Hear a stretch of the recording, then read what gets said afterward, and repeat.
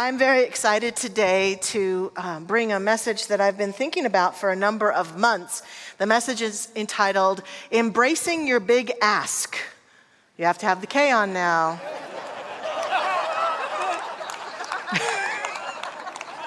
Don't forget it. And you might think at first that this is about asking for big things in life and asking the universe for a big life, but I'm taking it a different direction. I was honored to get to teach minister speaker to our San Diego campus of ministers recently.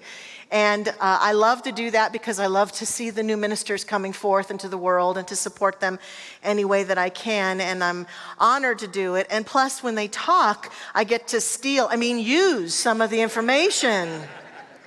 I get stories and jokes and interesting directions. And so there was a gentleman in the class named Neil, a ministerial student who just graduated, and he had a talk that was kind of in this vein. And I really thought it was an interesting premise. And I took one of the questions that he proposed as an important question we can ask ourselves, and I applied it to a difficult situation in my life. And I had this huge breakthrough.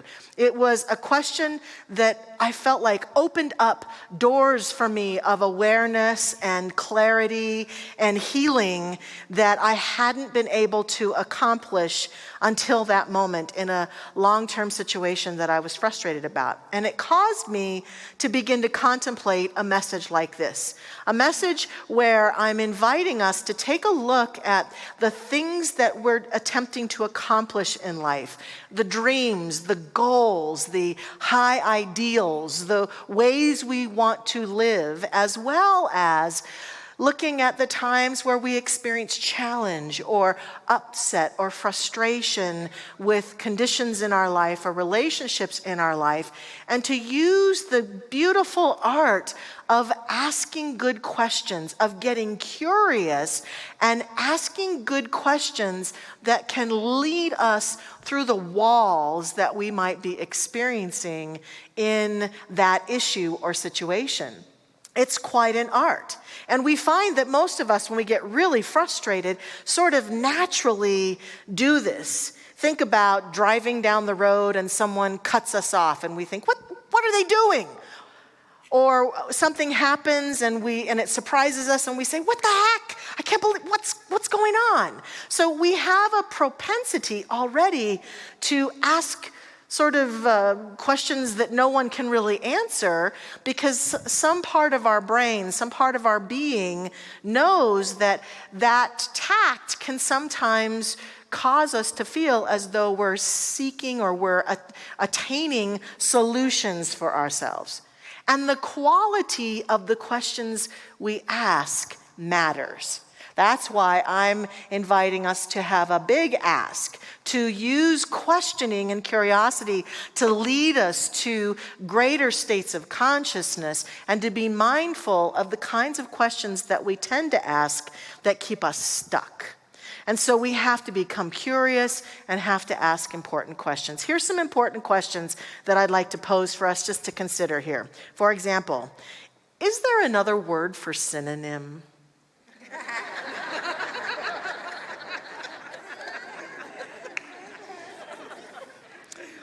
Where do forest rangers go to get away from it all? Good questions. This is really important. I'm sure some of you can answer this for me. Can vegetarians eat animal crackers? These are important questions. Here's a really good one. If the police arrest a mime, do they still tell him he has the right to remain silent? See, you're going to be glad you came today, huh? The last one, what was the best thing before sliced bread?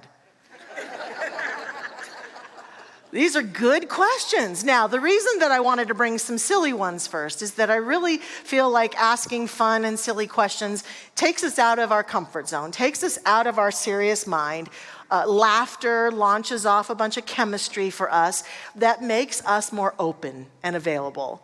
And so in the space of those questions now, what I'd like to invite us to do is to consider a situation in our life that we've been wondering about, a situation that we'd like to move forward in, a goal or a dream that we've set for ourselves, a place maybe we feel a little stuck, or a relationship that's challenging for us, or a situation that is bothering us. Now, I often tell people in classes, pick one today. Don't pick them all. Don't sit there with them listening, and then wait for the answer. One of the reasons that I think our founder, Ernest Holmes, called this the science of mind is that he had a firm belief that we could take this teaching and use it in practical ways and apply it to our lives. And upon applying it in one situation, we could replicate that in other situations. So for the sake of our time together today, our brief time together, what I would encourage is to just be mindful and present to one situation in life as we contemplate this possibility of asking good questions. Ernest Holmes says to us, in seeking answers to our problems and questions, we need to realize and know there is an intelligence in me which knows the answer to every question. There is nothing unknown to mind. It has the solution to every problem. This mind is my mind. It is now working in me and through me. It is acquainting my intellect, my conscious mind, with the desired information. The riddle of the universe is a paradox. The question is its own answer, for the mind that asks the question is also of the mind that answers it. So when we bump up against something in our life and we wonder what it's about and we start to become curious, what Holmes is talking about is taking on the energy of a part of me knows the answer. A part of me can claim my answer, that I don't necessarily need someone out there to answer it, although if someone out there is useful, they could be part of the answer, and I'm open to that. But I take accountability for myself and claim and know and affirm and stand in my own spiritual power enough to understand that the answers of anything I'm pondering are right within me. And I get curious, as Reverend Michelle read in our readings today. I love Brené Brown's work on curiosity. She talks about getting curious just unlocks the doors to things. But she also pointed out in that reading the challenge of becoming curious. It's a place of vulnerability. I think a lot of us think that when it comes to the problems and challenges of our life, we're supposed to know all the answers. And if we don't know all the answers, something is clearly wrong with us. It's almost like the school days part of us where the teacher is saying, don't you know that answer? Didn't you read that chapter? And a part of us is ashamed and embarrassed that maybe we don't know the answer. And so it takes great vulnerability, even within our own self, to say, I don't really know the answer. I don't know how I'm going to solve this. This is a challenge, a problem. This is my dream. This is my goal. And I'm not sure how I'm going to get there. And it takes great vulnerability to share that with other people too. But once we become open, like Holmes is talking about, and we become curious, like Brené Brown is talking about, then there is an art to answering empowering questions versus disempowering questions. And the great challenge in this art is that many of us start with the most disempowering questions of all because we're stuck and we have a habit of using disempowering questions. So here's a few disempowering questions that we need to pay attention to. They both begin with why.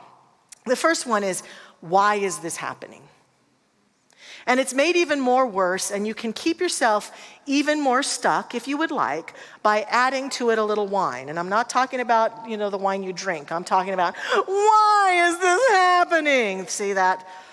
Oh boy, that's really good fodder for staying stuck. Now, Here's the thing. I totally understand that when things don't go our way, or when things fall apart, or when life gets hard, or challenges come up, there's a shelf life for all of us to be in that space of course there is.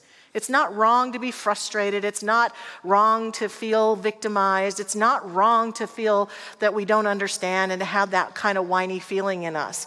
But here's the thing. Some of us, that's where we live when it comes to solving our problems. Something comes up and it's like, and it's almost like it's a habit because it's born out of a great place of disempowerment that is duality. It's the trap of thinking that someone out there is doing something to us or keeping something from us. And yes, other people are involved in all of our lives. And yes, sometimes other people do have ill intentions towards us. Of course, yes. But no matter what someone is doing out there, no matter what's happening out there, each one of us always can get to a place of empowerment where we can walk forward, but we can't do it if we're in that victim space of why is this happening? And the related disempowering question to that is, why are they reacting that way? Why are they being that way? Unanswerable question unless you can get inside their head. You can't know for sure. And so that makes us stuck too, because we're spending time worrying about the other person, why they're behaving that way, why they're doing what they're doing, versus bringing our own power and energy back to ourselves. When I took the metapsychiatry class many years ago with Dr. Patty, there's a list of principles in the metapsychiatry work, and one of them is, why is a futile question? And we studied a lot. They encouraged us to ask instead, what is the meaning of this for me? Which is somewhat related to what I'm going to get into with empowering questions. But I got really clear that why is futile because it doesn't progress us forward. We think it will. We have illusions that if I only knew why, then I could move on. But I think back on some of the unpleasant things that occurred in my life, and sometimes I did learn why, and it might have helped a teeny little bit, might have helped me have compassion for the person, but in terms of my ability to transcend the negative experiences I've had, to transcend the challenges I've experienced, to push past my own self-limiting behaviors, knowing why doesn't make me have some superpower. In fact, sometimes it makes it worse. Why did you say that to me? Well, because I don't like you. Okay. I know why, but it didn't really help. And we have some fantasy that if I just knew why, it would all be okay. In the personal growth movement, my mom says this a lot, why is the booby prize, right? Knowing why is the booby prize. It's like, okay, big whoop, now you know why. Ultimately, the line goes like this, now you know why, and get on with it.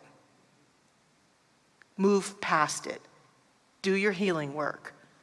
And we also know that why also can keep us stuck in that duality because there's some part of us that wants to believe possibly that there's some force outside of us that is keeping us from our good, that it's not really us, that it's something out there that's keeping us from being able to do what we want to do. Some rule, some law, some political party, some ideal that's not keeping us, allowing us to be and do what we want. But we also can see that in our society and in our world, it's people who no longer fall prey to whys from the past and step out of it into the now moment and from an empowered place, walk forward.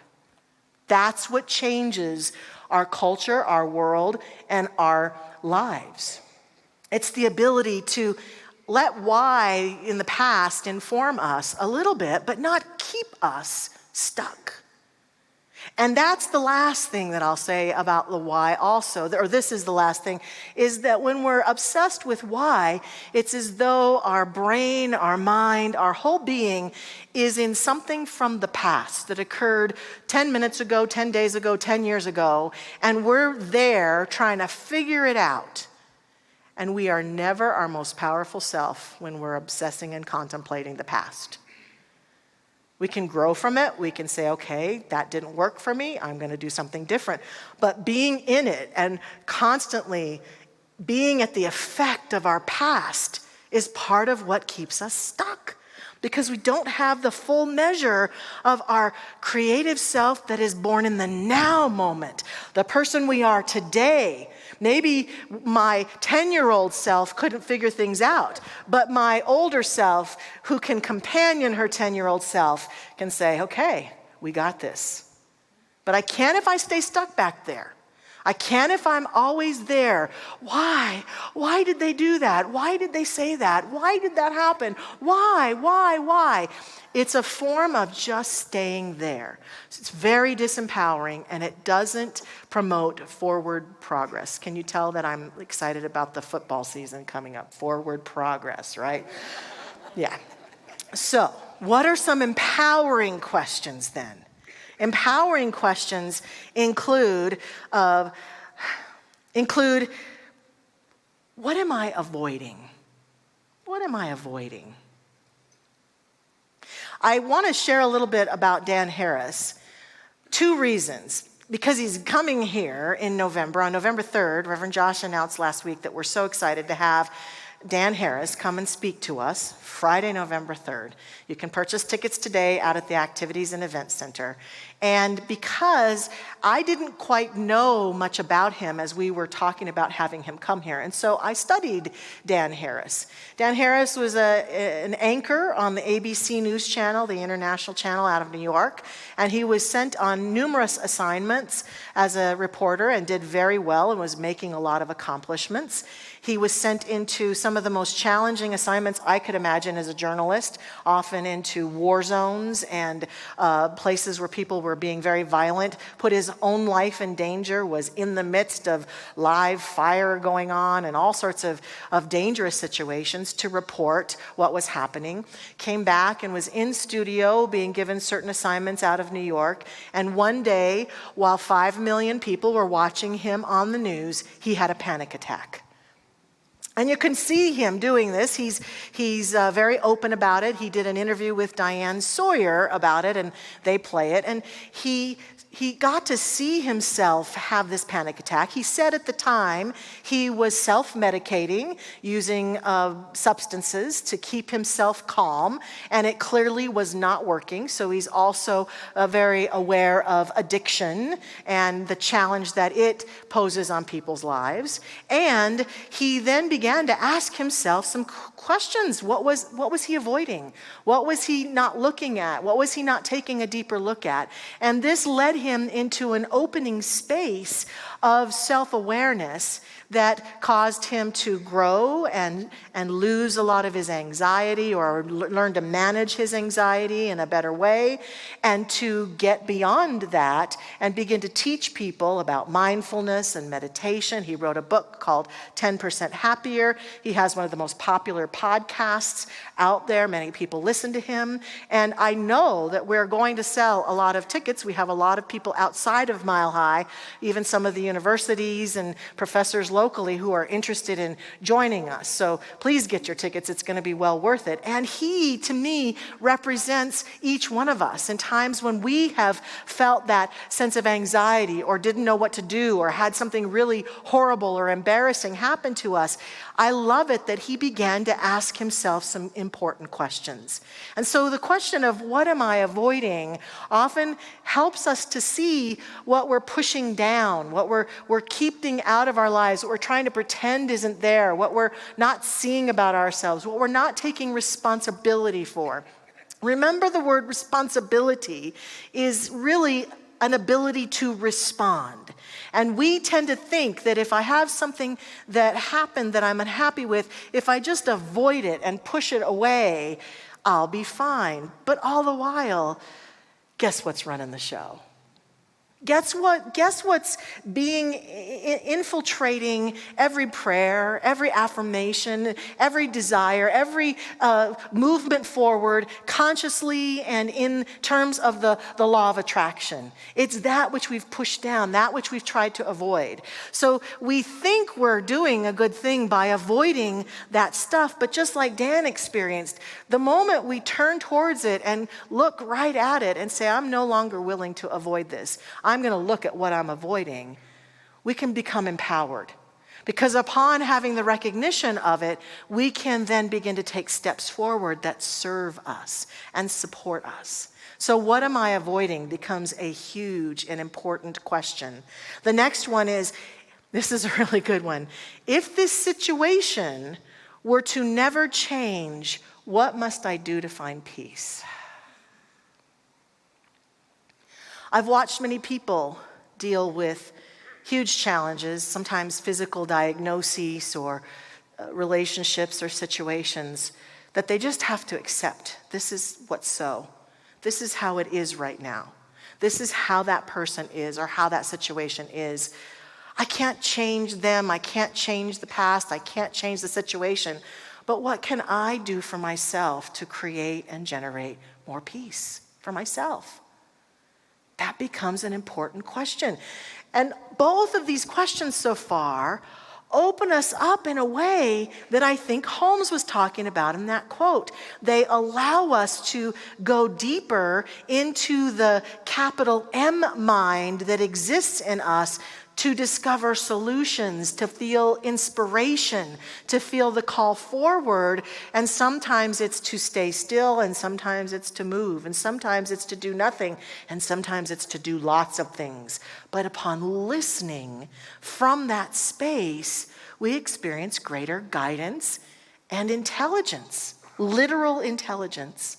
And the last one that truly changed my situation was, how is this situation or person or condition serving me? How is this serving me? One thing that I've noticed about us in this teaching that I want to challenge us on today, and that is that, yes, we do teach that our consciousness contributes to the outcomes of our life. And yes, there are times when I can look at my life and I can say, okay, for years I've been thinking negatively about myself or this situation, so I shouldn't be surprised that my experience is negative, of course. But in those situations that show up, that are challenging, and I sometimes ask myself and tell myself, I don't remember thinking this. I don't remember anything to do with this. How this appears, this challenge, this situation, this relationship issue just seems to be coming up out of the blue. What is that about? And we then sometimes, here's the fallacy, we say to ourselves, well, if I have good things happen to me, I must be having good consciousness. If I have bad things happening to me, I must have bad consciousness. And that's what I'm challenging us to rethink today. Because the way I see it is that when I set intentions for my own good and I begin to move towards them, in order to have and be the good that I seek, I sometimes have to face everything within me that's not like that. I sometimes have to grow muscles. In order to have the good that I seek, keep it and maintain it, I might have to have a stronger self-image. I might have to develop skills of strength. I might have to love myself more fiercely. I might have to believe in myself.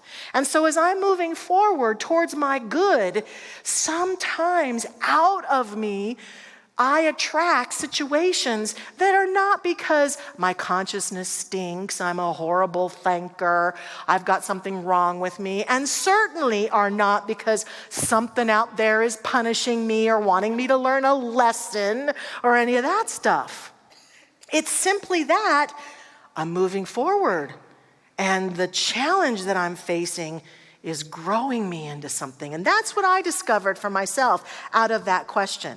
In this relationship that I was working on, I was always obsessed with it out there. And suddenly, as I started to look at what was growing in me because of it, I actually felt some gratitude for the pain, some gratitude for the conflict, some gratitude for it not being perfect, because I could see that who I was becoming in the midst of it was a stronger version of myself. And if I'm becoming the stronger version of myself, then I can create and have the ultimate outcome.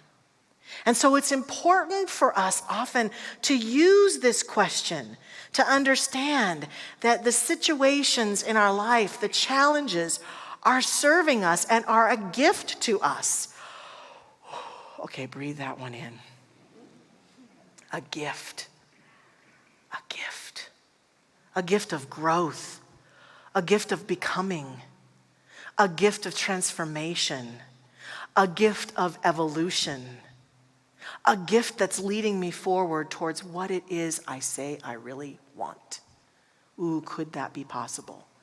And upon asking these transformational questions, we can feel the power of ourselves returning, and we're in the now, and we can feel and sense what's so for us and how to be with and move with and dance with and experience the greatest challenges of our life. This is what I'm inviting us to do this week with regards to that situation that we thought of a little while ago, that we considered, that we pondered, to ask the questions that empower us about that situation. Is there anything I'm avoiding here?